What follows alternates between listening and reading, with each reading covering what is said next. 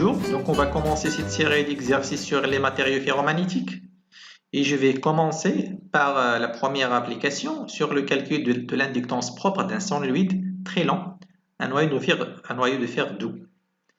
Alors là vous avez déjà l'image d'un solenoïde, d'un noyau de fer. Là c'est un noyau qui est mobile et donc on va considérer que le solenoïde est de longueur L de rayon R, il est constitué d'un spire jointif. Il est rempli de fer doux, et bien sûr, on va se mettre dans le cas d'un solenoïde infini. Et comme cette condition, il est réalisé comment pratiquement? Il est réalisé par le choix d'un rayon qui est très inférieur à L. Généralement, vous choisissez un rayon qui est 10 fois moins, donc une longueur 10 fois plus que le rayon. Alors, bien sûr, donc on va le remplir avec du fer doux qui est caractérisé par une perméabilité magnétique μr de l'ordre de 10 à la puissance 5. Donc c'est un rayon ferromagnétique et il est doux. Okay. Alors, bien sûr, à chaque fois qu'on vous demande de chercher l'inductance propre d'un circuit, donc d'une bobine, donc il faut suivre les étapes suivantes. Ce sont des étapes nécessaires pour répondre à ce type d'exercice. Vous commencez toujours par l'excitation magnétique. Comment on le fait? Donc on le fait à l'aide du théorème d'Ampère, okay, qu'on applique au vecteur H. Alors, et après, une fois que vous avez l'excitation magnétique, vous avez le champ magnétique. C'est-à-dire, vous pouvez en déduire le champ magnétique. D'ailleurs, le champ magnétique pour les matériaux ferromagnétiques doux, on le considère qu'il est proportionnel à H. Et la constante de proportionnalité, c'est mu. Avec mu, bien sûr, comme vous le connaissez, c'est mu0, la perméabilité magnétique de vide, fois mu R, la perméabilité magnétique relative. Et puis, bien sûr, une fois que vous faites ça, vous avez le choix. Soit d'y aller chercher l'expression de flux magnétique, ou bien d'y aller chercher l'énergie magnétique stockée dans le ferromagnétique. Alors, pourquoi la première, ça va nous conduire à L? Parce que le flux magnétique, il est proportionnel au courant, et la constante de proportionnalité, c'est le temps inductance, L. Et pourquoi je peux le faire par l'énergie? Parce qu'encore l'énergie magnétique, il est proportionnel au carré du courant électrique. Et là, vous avez un coefficient d'un demi-L. Okay? Donc, quand vous faites la première, quand vous faites la deuxième, vous aurez toujours L. Donc, il suffit de comparer cette expression avec l'expression que vous obtenez pour phi ou bien pour W, pour l'énergie. Une fois ceci fait, donc vous pouvez faire une petite comparaison avec l'expression qu'on a obtenue en S3, que vous connaissez déjà normalement, pour un solenoïde à vide. Donc, pas le vide, mais solenoïde qui est rempli d'air. Parce que le vide, généralement, dans la pratique, s'il y a d'air, il n'y a pas de vide. Donc on va commencer, je vais prendre mon tableau blanc. Alors, voilà, donc on a un matériau ferromagnétique. Donc un cylindre ferromagnétique. Et sur ce cylindre ferromagnétique, je vais le bobiner. Voilà, vous avez un solenoïde rempli à l'intérieur d'un milieu ferromagnétique. Ok, donc bien sûr, là vous avez la longueur L, et puis le rayon là, c'est R, avec R très inférieur à L, pour rester dans l'approximation d'un solenoïde infini. Alors la première des étapes, c'est de chercher le vecteur excitation magnétique. Comment on va le faire ça? Donc bien sûr, on va appliquer le théorème d'Ampère. Le théorème d'Ampère vous dit que la circulation de vecteur H sur un contour fermé, c'est la somme des courants enlacés. Ok? Alors, on va essayer de choisir un contour. Alors, le contour qu'on va choisir là, je vais refaire mon schéma là, de ce côté-là. Je vais essayer tout simplement de prendre le solenoïde. Je ne m'intéresse pas maintenant, parce que je travaille avec H. Je ne m'intéresse pas à ce qui est dedans. Donc je vais prendre un contour. Comme vous le connaissez, toujours pour un solenoid, vous trouvez, vous choisissez un contour de ce type-là. Supposons que le courant il est dans ce sens. Ok. Donc vous avez le H, le vecteur H va être dirigé selon l'axe EZ. Si vous appelez par exemple là, cet axe-là, c'est l'axe Z, en coordonnées cylindriques. Alors vous orientez donc votre contour. Voilà. Voilà. Je vais l'orienter d'une manière à ce que je vais avoir les courants qui positifs. C'est les courants qui sortent vers vous. Okay. Donc, voilà, donc mon contour c'est là. Et donc je vais considérer que la longueur de ce contour c'est L. Okay. Et donc avant de commencer le calcul, je vais déterminer quel est le courant total donc là, puisque une fois vous choisissez ce contour, il faut associer à ce contour là une surface. Okay. Alors là, donc je peux faire une autre image parce que normalement vous avez cette situation là. Voilà votre contour. Alors les courants qui vont pénétrer dans cette surface là, on va y voir des courants de cette forme là, okay, qui sont vers vous, dans le sens qu'on a choisi pour cet exercice. Alors combien de courants vous avez là? Donc on sait très bien que pour un mètre de solenoïde, vous avez peut-être n spire, donc le grand L sur L, et sur une longueur petite L, je vais avoir une prime spire. Donc, ce qui fait que n prime, ça va être n petite L. Ok? Et donc là, je vais voir, signifie que de ce côté-là, si vous avez n prime spire, donc vous avez n prime I courant, dans le sens positif. Donc vous avez N, L, I, courant. Ok? Alors de l'autre côté, vous avez cette circulation sur ce contour qui est fermé. Pardon, là je pense que je me suis trompé sur le sens. Donc, je dois choisir donc le... Ok? Oui, c'est totalement le contraire pour le sens. Voilà, le sens ça va être dans ce sens. Pour que je puisse voir ces courants-là qui sont positifs. Maintenant, oui, j'ai des courants qui sont positifs. Alors, je vais essayer de chercher la circulation sur ce contour. Alors faites attention, là on va faire cette hypothèse, on va accepter ça, on ne va pas le montrer que le champ à l'extérieur il est nul. Donc là, le champ il est nul. Donc B est égal à H est égal à 0. Pas de l'extérieur. Ok? À l'extérieur, vous avez un 0. Ok? Extérieur. Et donc, sur ce compte là, je vais avoir rien. Là, donc à l'intérieur, je vais avoir un champ, mais ça va être un champ qui est perpendiculaire. Donc la circulation, elle est nulle. Là, je vais avoir rien. De ce côté, je vais avoir rien. Là, je vais avoir un champ qui est perpendiculaire, donc la circulation, elle est nulle. Donc tout ce qu'il reste, c'est la circulation sur ce morceau-là. C'est la circulation sur ce morceau qui va rester. Finalement, cette circulation, ça va être tout simplement H fois L. L, la longueur de ce carré-là. Donc, on peut rapidement simplifier par L, pardon, et vous avez H est égal à NI. Ok? Vous êtes à l'intérieur. Donc, je peux résumer qu'à l'intérieur de votre solenoïde, le vecteur H, il est porté par Z, il est égal à NI Z. Bien sûr, à l'extérieur, ça c'est à l'intérieur, ok? L'intérieur de son limite. Donc, à l'extérieur, on a dit que le champ doit être, on peut le montrer, vous l'avez montré déjà en S3, ok? Vous utilisez le théorème d'Ampère et vous montrez c'est nul.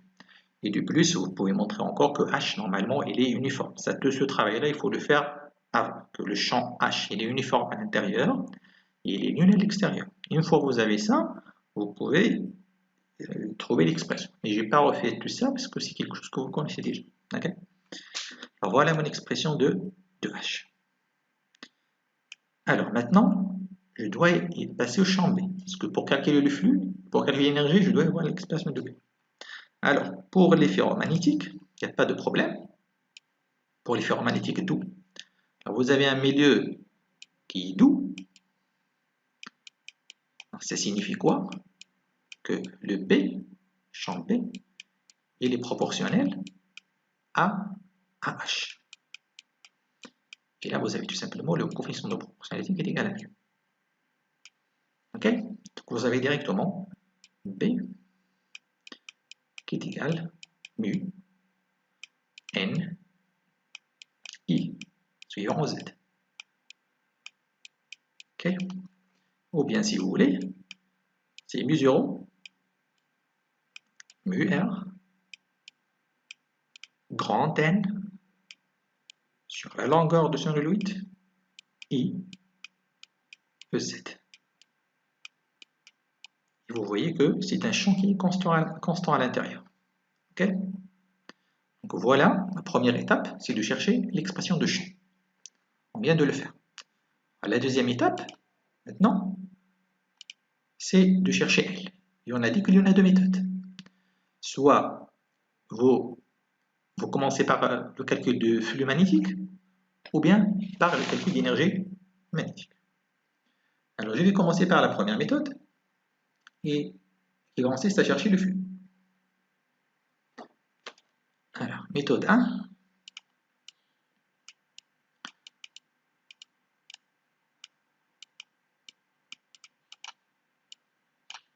Alors, le flux magnétique à travers le sonoloïde, donc il va être égal une fois le flux d'une spire qui traverse une spire. Ok? Donc il est égal une fois intégrale de champ B ds sur la surface d'une sphère S. Ok? Donc ça va donner là, si vous avez donc une sphère là pour le sonoloïde, voilà la surface S. Voilà, c'est la surface S, pardon.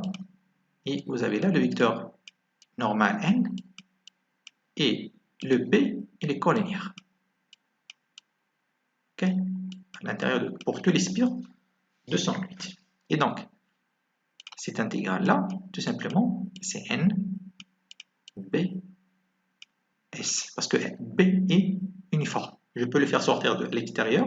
Et après, l'intégrale de ds, c'est tout simplement la surface S. Ok? Donc, ici encore, faites attention à ça. Si encore, il est. Parce que comme vous le connaissez, le flux doit être proportionnel au courant. Ok? Et par définition, il est proportionnel au courant. Et la constante de proportionnalité, c'est L. On l'appelle L. Donc, ça signifie quoi? Ça signifie que L égale quoi? N, B, S sur I. Alors, je vais remplacer l'expression de B. Ça va donner N, mu 0, mu R, N sur L, I fois S sur I. Et vous voyez que je peux simplifier I. Et pour S, la surface, si vous avez des surfaces qui sont, vous avez des spires circulaires, alors S, c'est PR carré. Ok? Finalement, vous avez L égale N carré, vous avez le N de poids, mu 0, mu R, donc P R carré, et vous avez sur L. Voilà. Alors, je vais faire une petite comparaison, rapidement. Alors, si vous vous rappelez bien, si vous avez un sonoloïde à vide,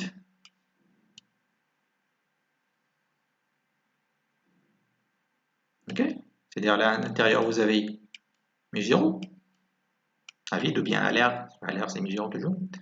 Alors, l'air, c'est pas un milieu ferromagnétique, alors faites attention, donc on peut le considérer tout simplement avec une perméabilité magnétique qui est égale à mu 0. Alors, L, à ce moment-là, je vais l'appeler L0. Je vais voir quoi? Je vais voir 1 carré sur L, mu 0, mu R est égal à 1, P, R au carré. Et donc on peut faire une comparaison que L sur L0 est égal à mu R. Alors, si mu R est égal à 10 à la puissance 5, vous voyez que là, je vais avoir une valeur L serait 10 à la puissance 5 fois plus que L0. Ok? Alors, pour bien y avoir l'image, supposons que vous avez 208. Donc le premier, c'est un solide vide, alors que le deuxième, il est rempli d'un milieu ferromagnétique. Mu R est égal à 10 à la puissance 5. Supposons qu'un petit calcul là vous donne un L0 qui est égal par exemple à 1 à 10 micros, disons en Ré. Alors là, je vais avoir un L est égal à 10 à la puissance 5 L0. Ok? Et donc ça va donner quoi? 10 à la puissance 6 micro H, micro en Ré. Et ça signifie quoi? 1 en Ré. Vous voyez la puissance d'introduire un ferromagnétique. Vous passez directement d'une bobine, d'un solenoïde d'inductance très faible, de quelques dizaines de 10 micros, à un solenoïde vraiment avec une auto-inductance d'un Henry. Vous voyez la puissance déjà d'insertion des solenoïdes, sans augmenter le nombre de spires. Ça, c'est le plus important. L'intérêt, c'est ça. C'est d'augmenter l'inductance sans augmenter le nombre de spires. Ok? Donc ça, c'est très intéressant quand vous essayez de fabriquer des bobines, des solenoïdes de trop haute inductance avec le minimum de spires possible. Ok? Alors, on a presque terminé.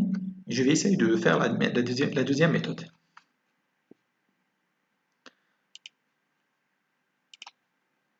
Alors, méthode 2.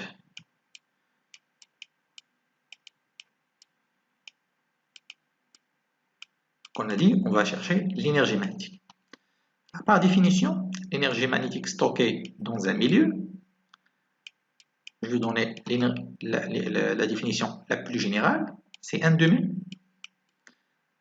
intégrale triple B scalaire H d3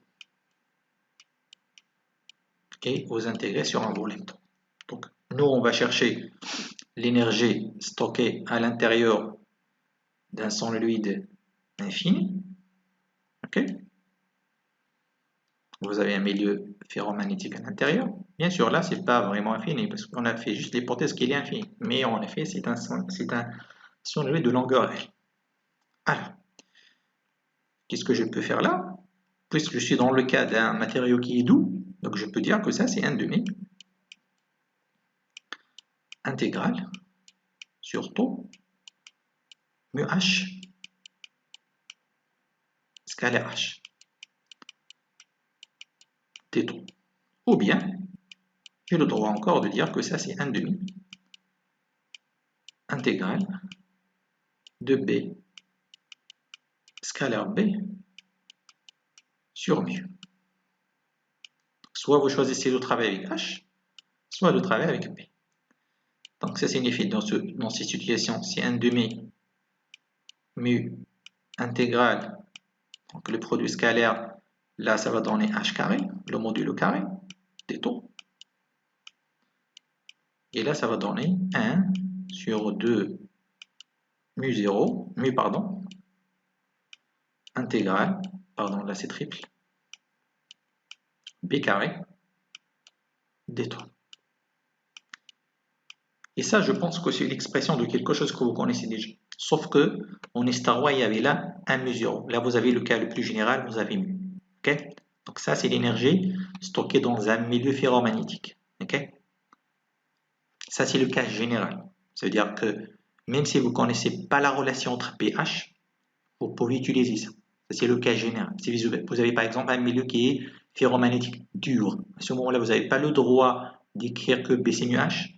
Il faut intégrer directement. Bien sûr, il faut avoir les expressions des deux, ce qui est difficile déjà. Okay. Mais une fois que vous êtes dans un milieu qui est ferromagnétique, c'est-à-dire que la variation de B est linéaire par rapport à H, vous pouvez passer à ces deux expressions. Et là, vous voyez que l'expression, en effet, que vous connaissez déjà en S3, n'était qu'un cas particulier. C'est lorsque mu est égal à mu 0, et c'est le cas du vide. Okay. Bien sûr, là, vous pouvez encore définir, si vous voulez, la densité d'énergie magnétique. Et en effet, il se fait d'enlever l'expression donc DC. Alors, la densité, ça va être D2M, D2W sur D taux. Et tout simplement, ça va être 1 sur 2 mu B carré. Quelque chose que vous connaissez déjà en histoire. Ok. Mais j'aurais pas besoin de ça. Moi, je vais chercher directement l'énergie. Alors, ça c'est très utile quand vous ne connaissez pas les dimensions. Alors, maintenant, j'ai déjà une éducation, donc on connaît très bien les dimensions. Alors, je vais choisir d'utiliser cette expression-là, ou bien celle-là. Donc, je vais travailler avec ça. Donc, égal à quoi? Donc, maintenant, c'est 1 demi mu. Donc, le h au carré, vous connaissez déjà l'expression. C'est, je pense, c'était NI, plutôt au carré. Et puis là, vous avez l'intégrale sur le volume de sonoïde, ou bien de ferromagnétique qui est à l'intérieur. Alors, le volume de ce sonoïde, ça va être quoi? Ça va être la surface des bases, de la base, fois la longueur, L. Okay. Donc, ça va être tout simplement là. Le volume, c'est SL. Okay. Donc, je vais continuer. Ça va donner un demi mu. Là, je vais voir L au carré, pardon. Donc, le petit n, c'est n. Donc là, vous avez carré sur L carré. I carré. S, donc là, le S, c'est PR carré, si vous voulez. Fois L. Alors, on peut simplifier avec un seul L. Et je vais avoir quoi? Donc, je vais avoir là la forme suivante, 1 demi.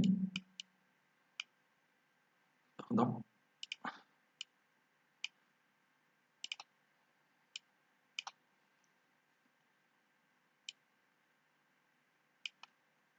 Mu.